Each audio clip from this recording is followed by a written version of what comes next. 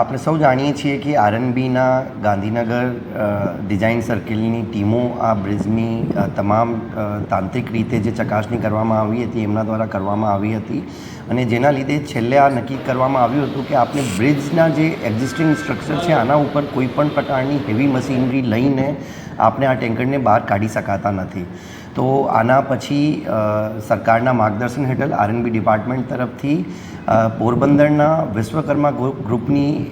Marine emergency response centre નામની જે આખા ઇન્ડિયામાં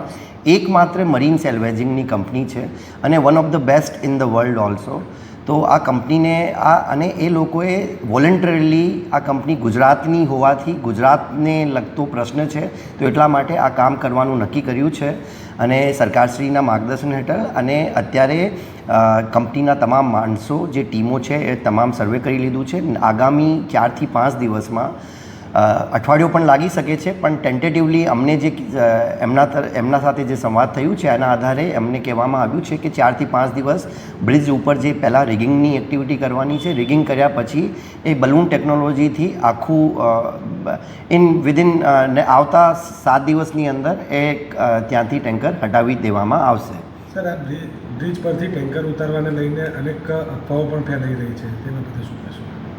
કોઈ પણ અફવાની આવશ્યકતા નથી. મારી મીડિયાના મિત્રોને ખાસ વિનંતી છે કે આ ટેકનિકલ લોકોની જે ટીમ અહીંયા નિષ્ણાંતોની ટીમ આ કામગીરી કરી રહી છે આ કામગીરીમાં આપણે એક તો અમે ત્યાં પોલીસ રક્ષણ પણ આપ્યું છે જેથી કોઈ કેમ કે ડ્યુરિંગ ઓપરેશન કોઈ પણ પ્રકારના